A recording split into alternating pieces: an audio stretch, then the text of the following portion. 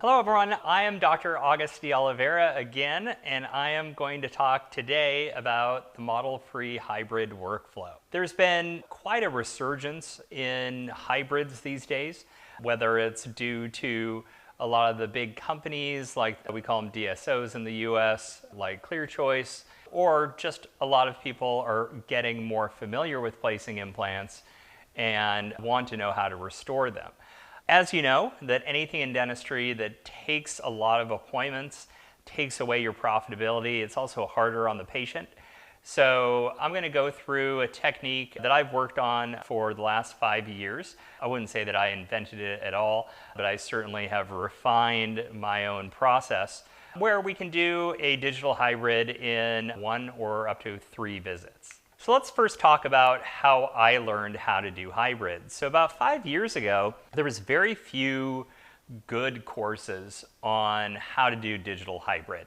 There's lots of speakers that were doing them, but it wasn't really the nitty-gritty day-to-day stuff. It's just, here's my case, here's kind of how I did it. Nowadays, there's a number of really good courses, including my own, where we go through the entire process of scanning, designing, and delivering.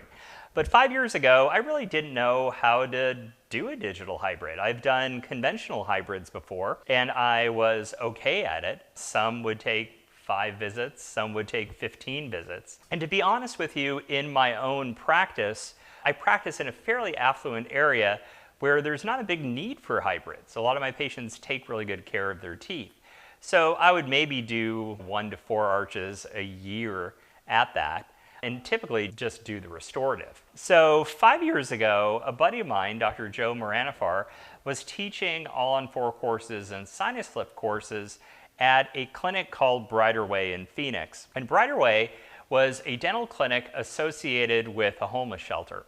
And they also had contracts with the local Veterans Association and some women's charities to deliver really high quality dental work for free on these patients. And doctors from all over the nation would come in and learn how to do surgery. And these patients who didn't have a lot of money were able to get hundreds of thousands of dollars worth of free dental work. So it was a really great situation. Patients with bad teeth would come in, get the teeth removed, get a converted all-on-4, all-on-X appliance from a lab technician.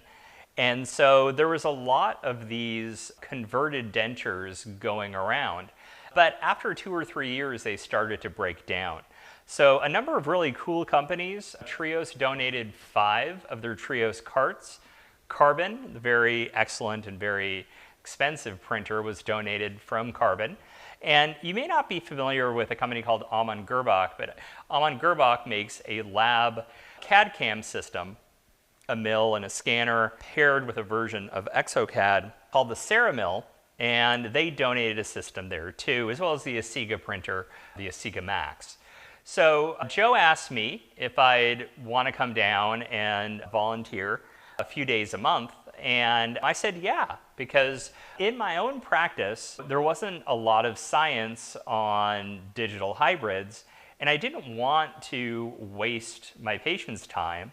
But more importantly, actually not more importantly, but importantly, I didn't want to waste a lot of lab bills with stuff that didn't fit. I saw lots of cases posted online, not a lot of explanation on how they got there, completely violating a number of principles that we use today. And you know that social media is not real life. Not everyone flies private jets and has brunch every Sunday. But the same is true in dentistry on the internet, where you might show a case and it might work, but does it work all the time? So we tried all sorts of different techniques on these patients. And the cool thing about it is the patients had teeth and they had aftercare. So we could use Pecton and Emax, or we could do a metal bar and PMMA and see how it lasted and see how it fit. There was a number of great labs, such as Burbank Dental Lab, that donated the lab services. So we got to try a number of techniques, and a number of the scanning techniques that I saw on Facebook were not very reliable. So sometimes on the lower, our success rate was about 50%. On the upper, it was about 80%. And think about that in terms of just simple crowns. If you cement 10 crowns a week, 8 of them fit, 2 of them didn't, you'd probably change impression material or change labs or change what you were doing. Now, that's on a $200 zirconia crown. Let's exchange that for a $5,000 an arch zirconia hybrid. And so you can see that you want something that's reliable. Now, everything in dentistry is not 100%, but at least 98% reliable. So we tried different techniques and finally came to the techniques that we use now, which I'll share with you in this presentation. So I showed this slide before, but I just want to talk about it again. Back in the day, CAD/CAM got a lot of shade, especially from prosthodontists, as not being as accurate as taking an impression. And in 2016, in the Journal of Pros, they found, in fact, that CAD/CAM scanning intraorally was just as accurate, if not more accurate, than a PVS impression material. And I've scanned a bunch of implant scan bodies and got crowns that fit really well. So I figured I'll just scan a bunch of scan bodies in a hybrid and I'll be fine, right? Well, not really. So there's a study done looking at photogrammetry scanners versus conventional scanning. And I mentioned before that photogrammetry is different than scanning intraorally. When we scan in the mouth, we take a collection of images, and if there's significant overlap in the images, a computer will figure out which pictures match up. That's great for quadrants, but once we get across the arch and we have a lot of implants in there, the inaccuracy can be really, really big. So this study was done looking at photogrammetry scanners, so these domino scanners, which I'll talk a lot about, versus a conventional intraoral scanner, in this case the Trios 4. And they found that there was a cross-arch deviation in photogrammetry of only 20 microns, whereas Trios was about 100 microns, and that number can be even higher with different scanners. And so you may ask yourself, is 100 microns a really big deal? I mean, is that going to really make a difference? Yeah, it is. Those little itty-bitty multi-unit screws are about 800 microns in diameter. So if you're off by, let's say, 100 or 150 or 200 microns, you know those screws are going to bind a lot more than they should. And what's the problem if we have a non-passively fitting hybrid? Well, that stress has to go somewhere. And so that stress may go for a broken multi-unit screw, a broken prosthesis, or bone loss around the implant. So we really want to make sure our implant restorations fit passively, they're not binding. And to do so, you really have to use photogrammetry. So let's talk about what we did before and what we're trying to do now. So taking a PVS impression material, you typically go through a process called the corrected cast technique. And look, if you don't have an intraoral scanner or don't have a photogrammetry scanner, you can still go through these steps. My first impression, I just thought, hey, you just take an impression of some impression copings and you're good to go. And we know that's not the case. We have contraction of the PVS impression material. We have expansion of stone that can lead to cross-arch errors in conventional model-based hybrids. So we take an initial impression. In this case, I'm using an open tray mirror tray. Doesn't really matter what you use. The lab then pours up this cast and gives you two things.